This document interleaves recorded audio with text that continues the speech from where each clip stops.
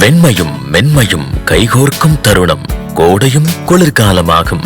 Summer special pure cotton Ramraj white shirts. ஞானப்பிரகாசர்னு திருவாரூர்ல இருக்கிறார். அவரை போய் பார், உனக்கு குருவா இருந்து உனக்கு தீட்சை கொடுப்பார் அப்படின்னோடனே மதுரையிலேருந்து தன்னந்தனியனா திருவாரூருக்கு இந்த ஞானசம்பந்தர் வந்து சேர்ந்துட்டார். ஞானப்பிரகாசர் அவரை போய் பார்த்தோன்னே இவருடைய பக்குவத்தை பார்த்துட்டு அவர் சரின்னு ஏற்றுக்கிட்டார் குருவா. அவர் என்ன தெரியுமா செய்வார், அர்த்தஜாம பூஜை முடிஞ்சு வீட்டுக்கு போகும்போது முன்னால் ஒரு தீப்பந்தத்தை பிடிச்சிக்கிட்டு ஒரு ஆள் முன்னால் போவான். இதான் எப்போதும் நடக்கிறது.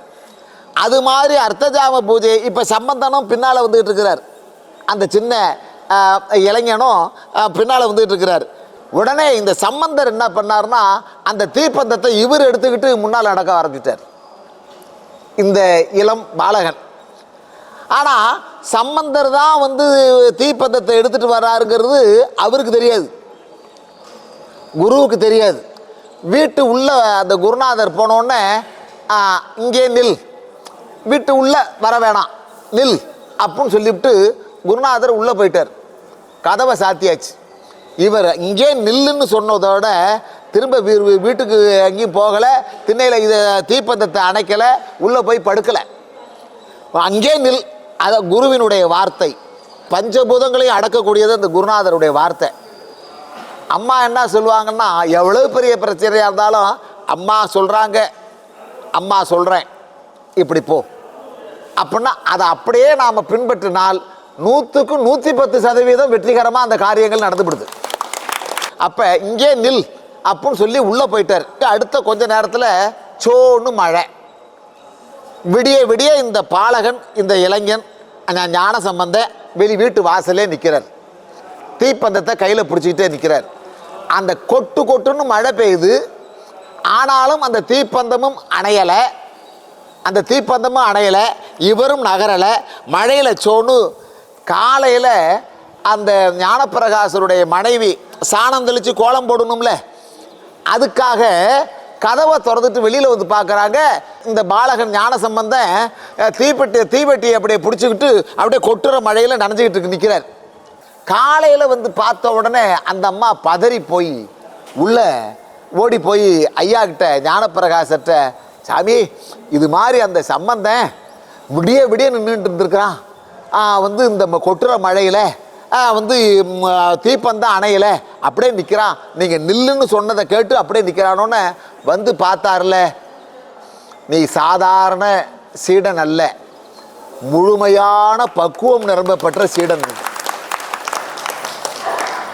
நீ முழுமையான பக்குவம் உனக்கு வந்துருச்சு அப்படின்னு சொல்லி எல்லா உபதேசங்களையும் சொல்லி கொடுத்து, நீ இனிமேல் செல்லக்கூடிய இடம் தருமபுரம் இடத்துல, அந்த இடத்துல போய் நீ உனக்குன்னு ஒரு தனி பாரம்பரியமான சிவ திருமணத்தை ஸ்தாபனம் பண்ணி வழி வழியாக நீ ஒரு தமிழையும் சைவத்தையும் வளர்ப்பதற்காக உனக்கு அந்த இடத்துல ஒரு வாய்ப்பு இருக்குது, நீ போ அங்கே உட்காருன்னு குருநாதருடைய ஆசீர்வாதத்தை கேட்டதுக்கப்புறம் இந்த இடத்துல வந்து அமர்ந்தவர் குரு.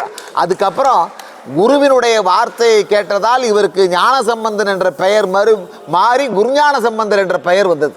அப்பேற்பட்ட மகான். அதாவது அவருடைய காலத்துக்கு பின்னால் அடுத்த ஒருவர் வந்தார்.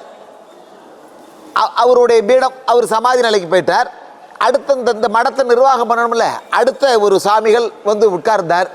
அவர் தனக்கு பின்னால் சிஷ்யர்களை நியமிக்காமல் சமாதிக்கு போயிட்டார். அப்போ மற்ற சிஷ்யர்கள் எல்லாம் இதான் நல்லா கவனமாக கேளுங்க. இந்த இப்போ குருஞான சம்பந்தரை பார்த்தோமே, தரிசனம் பண்ணோமே, எப்பேற்பட்ட மகான்கிறதுக்கு இந்த ஒரு செய்தி போதும். மற்ற சிஷ்யர்கள் எல்லாம் திருமணத்தை நிர்வாகம் பண்ணணும்ல, அதுக்கு மகா சன்னிதானம் வேணும்ல. குருஞான சம்பந்தர் சமாதி நிலைக்கு அங்கே ஒடுக்கத்தில் இருக்கிறார். அடுத்த சுவாமிகளும் சமாதி நிலைக்கு சன்னிதானமும் போயிட்டார். மூணாவதாக தங்களுக்கு ஒரு தலைவன் வேண்டுமல்லவா, அதுக்கு எல்லா சிஷ்யர்களும் அங்கே குருநாதர்கிட்ட குருஞான சம்பந்தர்கிட்ட போய் கேட்குறாங்க, சுவாமி எங்களுக்கு வழிகாட்டுறதுக்கு எங்களுக்கு குருபீடம் வேணுமே நீங்கள் இப்படி எங்களெல்லாம் இப்படி விட்டுட்டீங்களே அப்படின்னு பேசும்போது அந்த சமாதியிலிருந்து, அந்த ஜீவ சமாதியிலிருந்து குருஞான சம்பந்தர் வெளிப்பட்டு இன்னும் ஒரு ஒரு ஒரு துறவிக்கு தீட்சையை கொடுத்து அவரை சன்னிதானமாக்கி அவர் திரும்பவும் மறைஞ்சார். ஒரு முறை ஒரு மன்னன் இந்த வழியாக வந்தான். அப்போ இவங்களை பிடிக்காதவங்க சில பேர் இருப்பான்ல, அவன் இது கோவில் கிடையாது ராஜா, இது இறந்து போன சமாதி அப்படின்ட்டான். அதெல்லாம் யாருப்பா கும்பிட்றது, இடிச்சதில்லை அப்படின்ட்டான். இடிக்கிறதுக்கு ஆளுக வந்து கடப்பாறையை அந்த இடத்துல பீடத்தில் அப்படியே கடப்பாறையை வச்சான் பாருங்க, ரத்தம் பீறிட்டு வந்துச்சு. பல நூறு வருஷத்துக்கு பின்னால ரத்தம் பீறிட்டு வந்துச்சு. என்னான்னு ராஜா கிட்ட போய் தூது போயிருக்கா. உடனே ஓடி இருக்கிறானோ காவலர்கள், ராஜா அந்த கடப்பாறையை நட்டும் ரத்தம்னா அப்படியே பீறிட்டு வருதுன்னொடனே அந்த சொன்ன உடனே ராஜாவுக்கு ஒரு கண் பார்வை போயிடுச்சு. ஒரு கண் பார்வை போயிடுச்சு. அதுக்கப்புறம் வந்து இதை அடுத்தபடியாக மறுநாள் 2வது கண்ணும் ரெண்டுமே கொல்ல உடனே அதை நிறுத்த சொல்லி அந்த எடுத்த வேலைகளெல்லாம் மாற்றி அதை செஞ்சு வச்சான். அதுக்கு ஒரு திருப்பணியெல்லாம் செஞ்சு வச்சான் ராஜா. ஒரு கண் பார்வை வந்துச்சு. அப்புறம் திரும்பவும் அந்த மடத்துக்கு தேவையான எல்லா காரியங்களையும் அந்த மன்னன் செய்து முடித்தான். 2வது கண்ணும் பார்வை பெற்றது. கண் முன்னால் நடந்தது இந்த சம்பவம். இது பொய்யாகவோ புனைந்துரையாகவோ கிடையாது. கண்ணு முன்னாலே சித்தர்களுடைய வாழ்க்கையில் எவ்வளவோ அற்புதங்கள். இவர்களால் எதுவும் முடியும், இவர்களால் முடியாதது என்பது எதுவுமே கிடையாது. அப்படிப்பட்ட மகான்கள் நமக்கெல்லாம் ஒரு தரிசனம் கொடுக்குறாங்கன்னா, நாம் எத்தனையோ பிறவிகளில் செய்த தவ பயன்தான், நாம் மட்டுமல்ல நம்முடைய முன்னோர்களும் செய்திருக்கக்கூடிய தவ பயன்தான் இன்றைய தினம் குருஞான சம்பந்தரை நாம் தரிசிப்பதற்கான வாய்ப்பை நமக்கு குருஜி அம்மா மூலமாக நமக்கு அந்த கிடைச்சிருக்கு. நீங்கள் வாய்ப்புகள் வருகின்ற போதெல்லாம் திருமணத்துக்கு வந்து மகா சன்னிதானம் அன்றைய தினம் ஓய்வாக இருந்தால் சன்னிதானத்தையும் தரிசனம் பண்ணி விபூதி பஞ்சாட்சர பிரசாதத்தை விபூதியை வாங்கிட்டு பொய்யாகவோ புனைந்துரையாகவோ கிடையாது. கண்ணு முன்னாலே சித்தர்களுடைய வாழ்க்கையில் எவ்வளவோ அற்புதங்கள். இவர்களால் எதுவும் முடியும், இவர்களால் முடியாதது என்பது எதுவுமே கிடையாது. அப்படிப்பட்ட மகான்கள் நமக்கெல்லாம் ஒரு தரிசனம் கொடுக்குறாங்கன்னா, நாம் எத்தனையோ பிறவிகளில் செய்த தவ பயன்தான், நாம் மட்டுமல்ல நம்முடைய முன்னோர்களும் செய்திருக்கக்கூடிய தவ பயன்தான் இன்றைய தினம் குருஞான சம்பந்தரை நாம் தரிசிப்பதற்கான வாய்ப்பை நமக்கு குருஜி அம்மா மூலமாக நமக்கு அந்த கிடைச்சிருக்கு.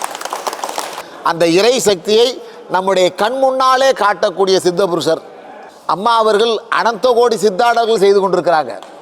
அனந்த கோடி. ஆனால் அவங்களுக்கு அது விருப்பம் இல்லை, அவங்களுக்கு அது விருப்பத்தோடு ஒன்றும் செய்யலை.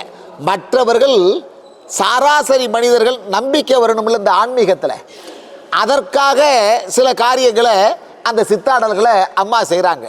என் வாழ்நாளிலே நான் நூற்றுக்கணக்கான சமாதிகள், நூற்றுக்கணக்கான சித்தர்கள் ஸ்தூலத்தோட சூட்சுமத்தோட எல்லாருமே எனக்கு தெரியும். 40 வருஷ காலம் அலைஞ்சவன். ஆனால் என்னுடைய வாழ்நாளில் அன்னைக்கு ஏற்கனவே ஒரு தொலைக்காட்சியில் ஒரு பேட்டி கொடுக்கும்போது, சரி அம்மாவை பற்றி எல்லாரும் இப்படி பேசுகிறீங்களே, அம்மாவால் என்ன முடியும் அப்படின்னு இந்த டிவி ரெக்கார்டிங் பண்ணுறாங்களே, இவங்களுக்கே சந்தேகம் இருக்கும் இல்லையா?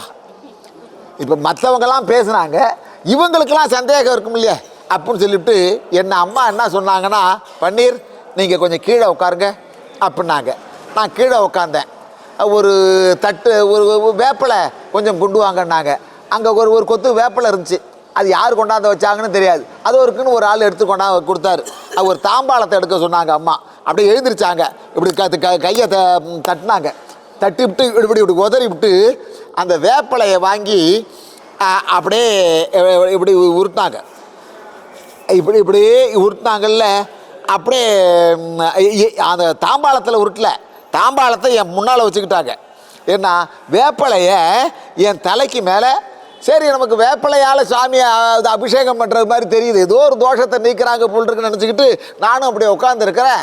இந்த ரோடு போகிறதுக்கு ஜல்லி கல் இருக்கும்ல, கப்பி கல், கருங்கல், அது மாதிரி டொங்குன்னு என் தலையில் ஒன்று ஒன்றா உழுது.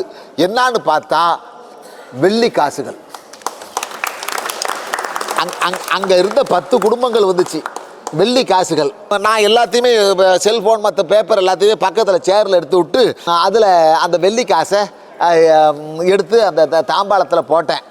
பன்னீர், வேறு ஏதாவது காசு கிடக்குதான்னு பாரு அப்படின்னாங்க. அம்மா கேட்டாங்க.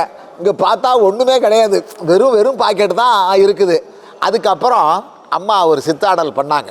அந்த வெள்ளி காசுகளை எல்லாம் அந்த அன்பர்களுக்கு கொடுத்துட்டு, இந்த தொலைக்காட்சியில் இதை வண்ணப்படமாக ஒளிபரப்புகிறாங்கல்ல, அவங்களுக்கெல்லாம் அதை ஆளுக்கு ஒவ்வொன்றா கொடுத்துட்டு, சரி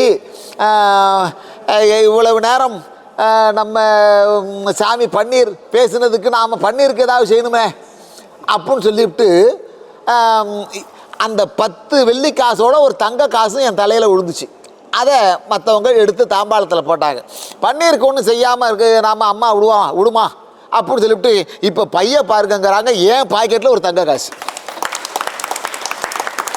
என்னுடைய நான் இந்த ஒரு 50 வருட கால சித்தர்கள் தொடர்பில் எனக்கு ஏற்பட்ட சொர்ணாபிஷேகத்தை அம்மா தான் செஞ்சாங்க.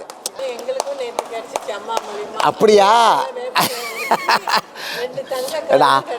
அதாவது அம்மா என்ன சொல்லுவாங்கன்னா, என்னிடத்துல ஒன்றும் இல்லை, நான் அம்மாவை கேட்குறேன். என்னுடைய தாய் ஆதிசக்தி பராசக்தி சிவபெருமானுடைய ஒரு பக்கம் இடப்பக்கத்தில் இருக்கக்கூடிய தாய், அந்த தாயிட்ட என்னுடைய அம்மாட்ட நான் கேட்குறேன். அவளுடைய குழந்தை நான், என்னுடைய பிள்ளை குழந்தைகள் நீங்கள், அந்த அம்மாட்ட கேட்குறேன், கொடுக்குறாங்க, நான் உங்களுக்கு தர்றேன். நான் சாதாரண ஆள். அந்த ஒரு கடுகளவு கூட எவரிடத்துலையும் கோபப்படாமல் தாய் பாசத்தோடு அன்றைக்கி அந்த வேலையெல்லாம் முடிச்சுட்டு நான் போகிறேன் வீட்டுக்கு. அங்கே நிற்கிறேன். உட்காந்துருந்த போதெல்லாம் என்னுடைய மனநிலை சரியில்லை. கல் மனசாக என் மனசை இறுக்கிக்கிட்டு தான் நாங்கள் அந்த டிவியில் பேசினேன் 2 மணி நேரம். கல் மனசு. வீட்டில் அடி எடுத்து வச்சோன்னே என்னுடைய மனசையே மாற்றிக்கிட்டேன். ஏன்னா பைக்கில் வரும்போதெல்லாம் எனக்கு வேறு சிந்தனை. 18,000 ரூபா பணம் எங்கே வச்சேன்னு தொலைஞ்சு போயிடுச்சு.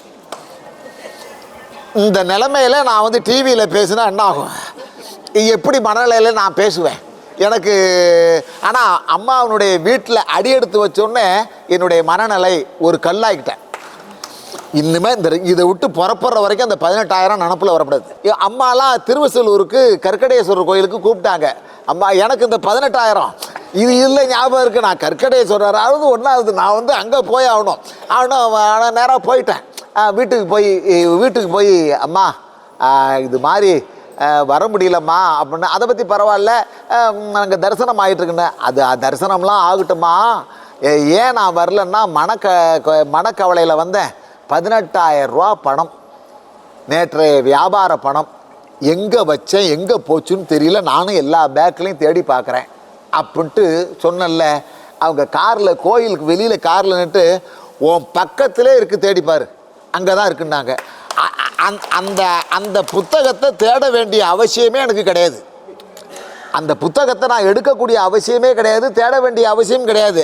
இது என்னடா சாமி இப்படி சொல்கிறாங்களேன்னு பக்கத்தில் என் இடது பக்கத்தில் அந்த புத்தகம், அதை நான் அப்போ தொட வேண்டிய அவசியம் இல்லை. எடுத்து பார்த்தா 18,000 ரூபா பணம் அதில் இருக்குது. அப்போ தான் எனக்கு அந்த நிம்மதியே வந்துச்சு. இது மாதிரி பல்வேறு நிலைகள். இன்னும் சொல்லப்போனால் இவங்க அம்மா சொல்லக்கூடிய பரிகாரங்கள்லாம் ஆச்சரியமாக இருக்கும். 15 வருஷமாக பெத்த பிள்ளைக்கு பொண்ணுக்கு கல்யாணம் பண்ண முடியலையே அப்படின்னு நினச்சி தம்பதிகள் வந்தாங்க. இதெல்லாம் உங்கள் இடத்துல தான் சொல்லணும், கேட்டிருக்கீங்களோ கேட்கலையோ. வந்தாங்க. அம்மா பார்த்துட்டு, சரி ஒரு வாரம் கழித்து வாங்க, வரும்போது ஒரு மரக்கால் நெல் எடுத்துகிட்டு வாங்கன்னாங்க. நெல் எடுத்துகிட்டு வாங்க அப்படின்னு ஒரு மரக்கால் நெல் எடுத்துகிட்டு வாங்க, பொண்ணையும் அழைச்சிட்டு வாங்க அப்படின்னு சொல்லிட்டாங்க. அவங்க என்ன அது பரிகாரத்துக்கு நெல் எடுத்துகிட்டு வர சொல்கிறாங்களே அப்படின்ட்டு, சரி ஏதோ சொல்கிறாங்க, நெல் எடுத்துகிட்டு வந்துடுவோம்ட்டு வந்துட்டாங்க. அடுத்த வாரம் நெல் எடுத்துகிட்டு வந்து பரிகாரத்தெல்லாம் பண்ணி பூஜையெல்லாம் பண்ணி போங்க, நாளைக்கு விபரம் கிடைக்கும் இருக்கிறாங்க. மறுநாள் காலையில் அவங்க ஊருக்கு போயிருக்கிறாங்க. அந்த பக்கம் வேலூர் பக்கம் அவங்க ஊருக்கு போயிருக்கிறாங்க. போன உடனே ஒரு ஜாதகம் வந்திருக்கு. பையன் உடனே பொருத்தம் ஆயிடுச்சு. உடனே அம்மாவுக்கு ஃபோன் பண்ணுறாங்க. பையனுடைய ஊர் எந்த ஊர்? மாப்பிள்ளையோட ஊர் நெல்லூருங்க அப்படின்னு இருக்கிறான் அந்த ஆள். அதுக்காக தான் நெல் எடுத்துக்கொண்டாந்து அதை நினைவில் மறக்க முடியாத பரிகாரங்கள்லாம் அம்மா நிறையா கொடுத்துக்கிட்டு இருக்கிறாங்க. இதெல்லாம் நாம் அனுபவித்து வாழ்க்கையில் மகிழ வேண்டியது. எப்பேற்பட்ட இமயமே சரியக்கூடிய நிலை இருந்தாலும் சரிதான், நமக்கெல்லாம் பாதுகாப்புக்கு இந்த பிறவி முடிகின்ற கடைசி மூச்சு வரை அம்மா நமக்கு இருக்கிறார். அந்த அந்த அந்த தைரியத்தோடு நம்முடைய வாழ்க்கையை நீங்கள் நடத்தலாம்ங்கிறத இந்த நேரத்தில் உங்கள் அத்தனை பேருக்கும் சொல்லிக்கொண்டு விடைபெறுகிறேன். நன்றி, வணக்கம், ஓம் நமசிவாய். என்னுடைய பேர் சையத் சாதிக். சூப்பர் யாத்ரா ஏஜென்சின்னு ஒரு நிறுவனத்தை 50 வருஷமாக பண்ணிகிட்ருக்கிறேன். இப்போ நான் மகாபாரதத்தினுடைய ஒரு பகுதி, இந்த கதையை நீங்கள் கேட்டிருக்க மாட்டீங்க. இதுவும் குரு சிஷ்யனுடைய கதை தான். சிவனை ரொம்ப பூஜிக்கிறவர். ஒரு பையன், சின்ன பையன், அவர்கிட்ட போய் கேட்குறான், சிஷ்யனா ஏற்றுக்குங்க சாமி அப்படின்னு சொல்லி கேட்குறான். எனக்கு சிஷ்யனெல்லாம் தேவையில்லப்பா, உன் வேலையை பாரு, நான் தனியால், எனக்கு சிஷ்யன் தேவையில்லை, போயிடு அப்படின்னு சொல்லி விரட்டி விட்றார். அவன் விட மாட்டேங்கிறான். பல வருடங்கள் பின்னாடியே தொடர்ந்துக்கிட்டே வர்றானே தவிர இவர் சேர்த்துக்க மாட்டேங்கிறார்.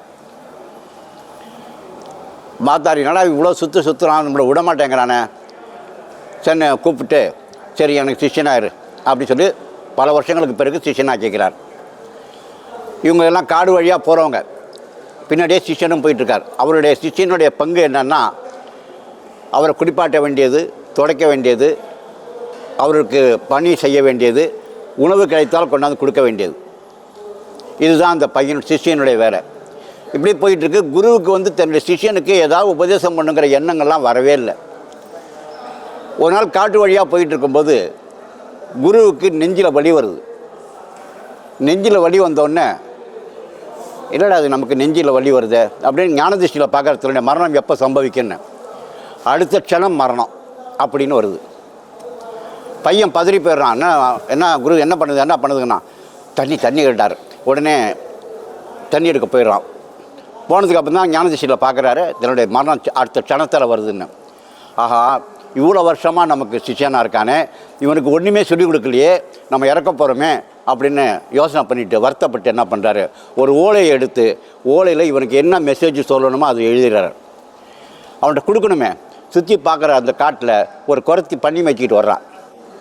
குரத்தியை கூப்பிட்றார், நான் இத்த க்ஷணம் இறக்க போகிறேன், என்னுடைய மாணவன் தண்ணி எடுக்க போயிருக்கான், அவன் வர்றது வரைக்கும் நான் இருக்க மாட்டேன், அவன் வந்தான்னா இந்த ஓலையை அவன்கிட்ட கொடுத்துரு அப்படின்னு அந்த ஓலையை குரத்திக்கிட்ட கொடுத்துட்டு இவர் இறந்துடுறார். போனவன் தண்ணி எடுத்துக்கிட்டு பார்க்குறான், இவர் இறந்து கிடக்கிறார். பக்கத்தில் குரத்தி நிற்கிறா. குருவை விட்டுட்டு போயிட்டீங்களே, நான் குரு ஆகணும்னு நினச்சி தானே உங்களை ஃபாலோ பண்ணேன், என்னை சிஷ்யனா கூட இன்னும் கடைசி வரைக்கும் என்னை ஏற்றுக்காமல் போயிட்டீங்களே அப்படின்னு இவன் அப்படியே கதறான். அப்போ இதெல்லாம் பார்த்துக்கிட்டு இருக்கிறா. அப்பா ஒன்றும் கவலைப்படாத, உனக்கு ஒரு மெசேஜ் கொடுத்துருக்காரு குரு.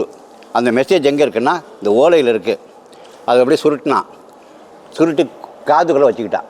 அவள் காது ஓட்ட பெருசாக இருக்குமா, அந்த காதில் சுருட்டி வச்சுக்கிட்டா. உடனே நீ இதெல்லாம் சரி பண்ணிட்டு வா அப்படின்ட்டு அந்த குருவை அடக்கம் பண்ணிவிட்டு மேலே ஒரு சிவலிங்கத்தை பிரதிஷ்டை பண்ணி வச்சுட்டு, இவர் ஒரு பெரிய சித்தர். அவர் இது குஜராத்தில் உள்ள கதைகளில் வரக்கூடிய மகாபாரத கதை. குறைச்சிக்கிட்டவன்ட்டான். நீ என்ன சொல்கிறீங்க கேள், நான் எனக்கு இந்த ஓலை வேணும். அப்படியா, நான் தரேன்ப்பா, எனக்கு சில காலம் என் கூட இரு, என் பண்ணியெல்லாம் மேய்ச்சிக்கிட்டுரு, நான் எப்போ நினைக்கிறேனோ அந்த ஓலையை தர்றேன்.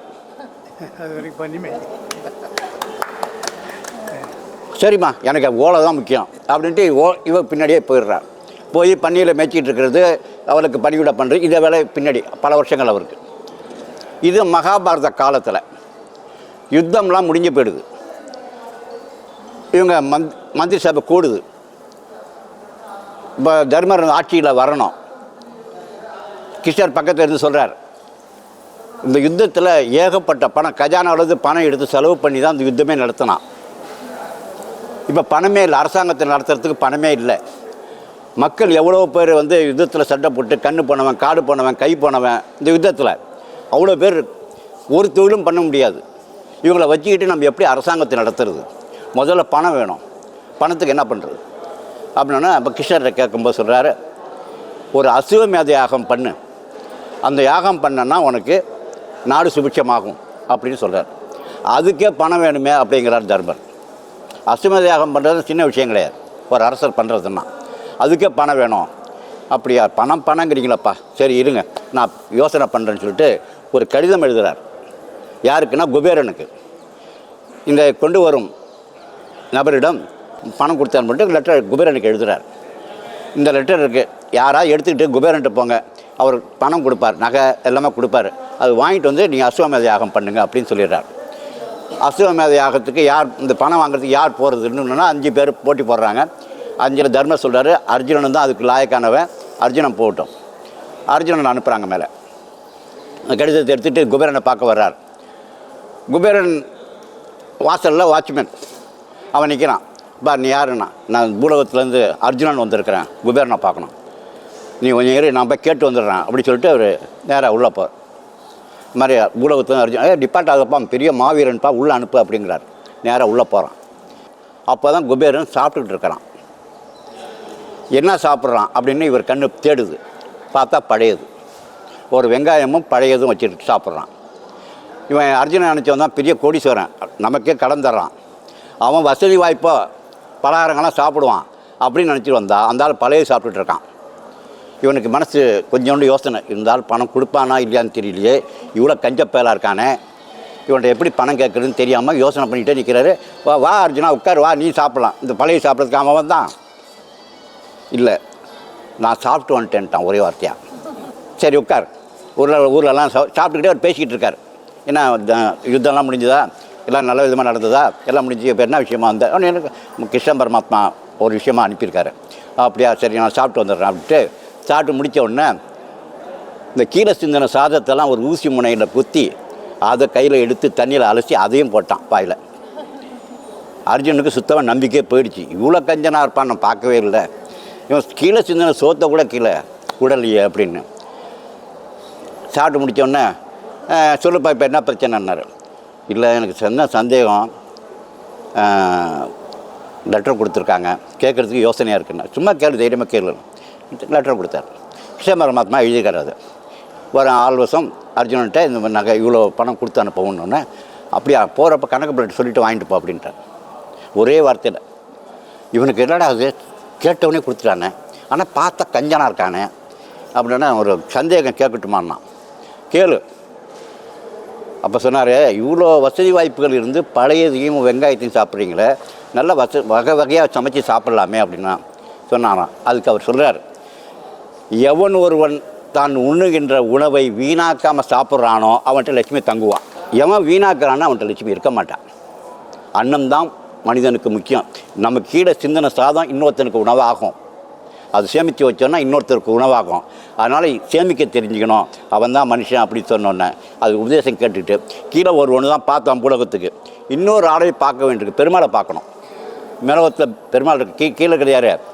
கிருஷ்ணன். பெருமாளை பார்க்குறதுக்காக போகிறான். போகும்போது அவருடைய தெருவில் நுழையிறான். மேலோகத்தில் ஒரே பூ வந்து விழுந்த மயமாக இருக்குது அவர் வீட்டு வாசலில். அவரே 10 லாரி வச்சுக்கிட்டு அந்த பூவெல்லாம் அள்ளிக்கிட்டு இருக்கார். உழுந்த மயமாக இருக்குது, அள்ளிக்கிட்டும் இருக்காங்க. மணிக்கணக்காக நிற்க வேண்டியதாக போச்சு வீட்டுக்குள்ளே போகிறதுக்கு. எல்லாம் ஒரு வழியாக முடிஞ்சதுக்கப்புறம் இவர் அர்ஜுனன் உள்ளே போகிறான். பெருமாளை பார்க்குறான்.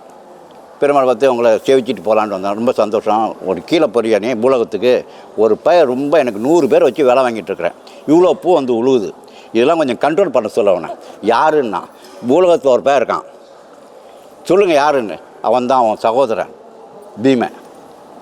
அவனுக்கு கோயிலெலாம் கும்பிட மாட்டானே, அவன் சாமிக்கே போக மாட்டானே, அதெல்லாம் எனக்கு தெரியாது. இவ்வளோ பூ அந்த பய பண்ணுற வேலை, நீ யாரும் அங்கே போய் அவனை வந்து என்ன இவ்வளோ பேரை வச்சு நான் வேலை வாங்கிட்டுருக்கு, அவனை நிறுத்த சொல்லு அப்படிங்கிற.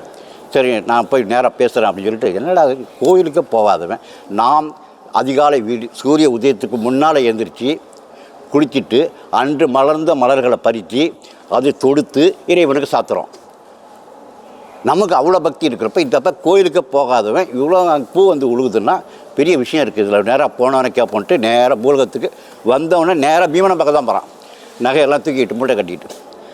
நீ எப்படா கோயிலுக்கு போனேன், இவ்வளோ பூ வந்து உழுந்தார், நான் ஒன்றை மாதிரி எல்லாம் எனக்கு நேரம் இல்லைப்பா, இப்படி போவேன், தோட்டம் நல்லாயிருக்கும், அவ்வளோ கிருஷ்ணார்ப்பணம்பேன், அதுவும் போய்டும்.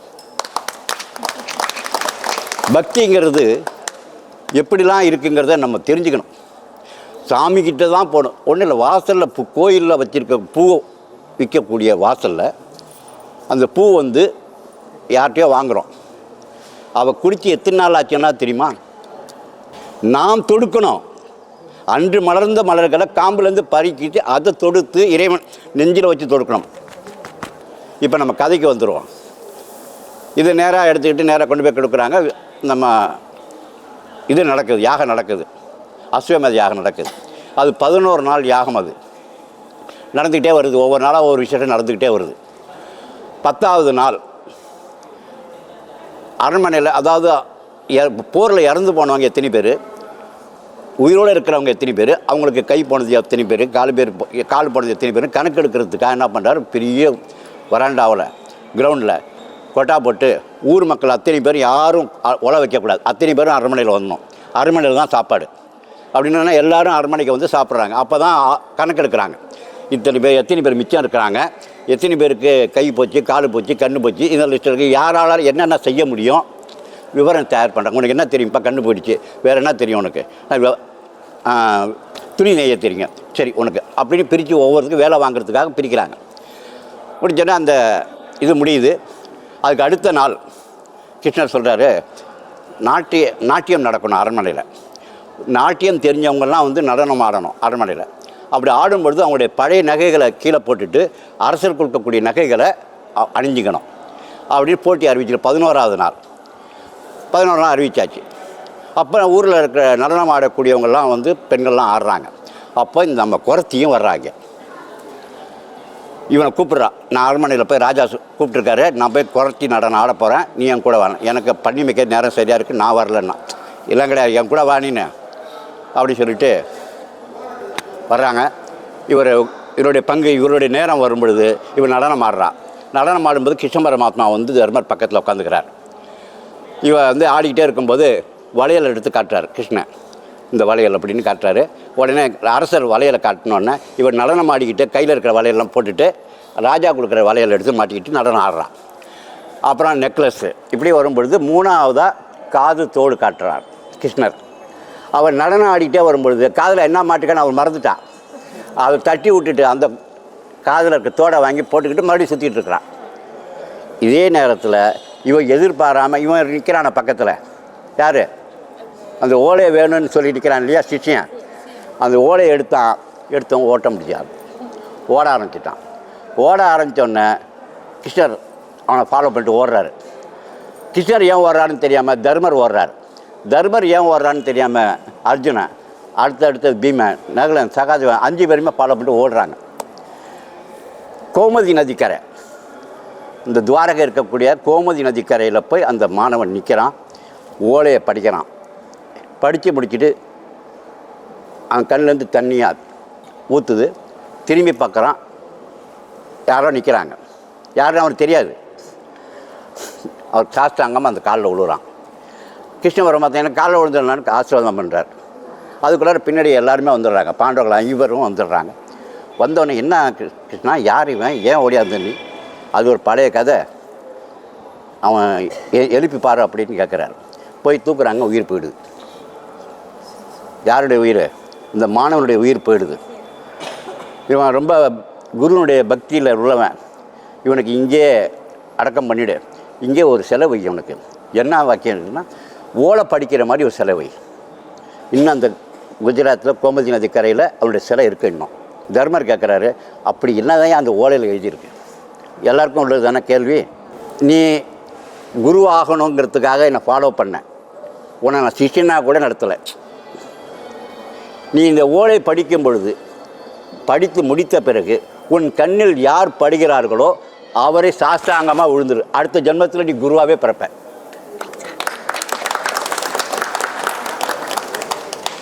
யார் காலில் விழுந்தான்? குரு எழுதி வச்ச ஓலை. அதற்கு பிறகு தான் அந்த மாணவன் வந்து ஒன்றும் இல்லை, குரு சிஷ்யன், குரு இறந்து போகிறார், சிஷ்யனுக்கு சிஷ்யனாக வர்றார். 9 ஜீயர்கள்னு கேள்விப்பட்டிருக்கீங்களா? பிருந்தாவனத்தில் இருக்குது ஜீவசம், 9 ஜீயரோட சமாதி. 2 பேர் தான் அவங்க, ஒரு குரு ஒரு சிஷ்யன். குரு இறந்து போனோன்னே சிஷ்யனுக்கு சிஷ்யனாக வந்துடுறார். சிஷ்யன் இறந்து போனோன்னே இந்த சிஷ்யனுக்கு சிஷ்யனாக வர்றார். சிஷ்யனுடைய கதையை நீங்கள் பிள்ளைங்கள்ட்ட சொல்லுங்கள். இதில் நிறைய விஷயங்கள் நான் சுருக்கமாக சொல்லியிருக்கேன். 1 மணி நேரம் அவங்க கதை சொல்ல. சூப்பர் யாத்திரானா இப்போ சூப்பர் பேச்சாளராக இருக்கார். வாழ்த்துக்கிறேன். இந்த வீடியோ உங்களுக்கு பிடிச்சிருந்தா லைக் பண்ணுங்க, கமெண்ட் பண்ணுங்க, ஷேர் பண்ணுங்க, சப்ஸ்கிரைப் பண்ணுங்க. அதோட மறக்காம பெல் ஐக்கனையும் கிளிக் பண்ணுங்க. வெண்மையும் மென்மையும் கைகோர்க்கும் தருணம், கோடையும் குளிர்காலமாகும். Summer special pure cotton Ramraj white shirt.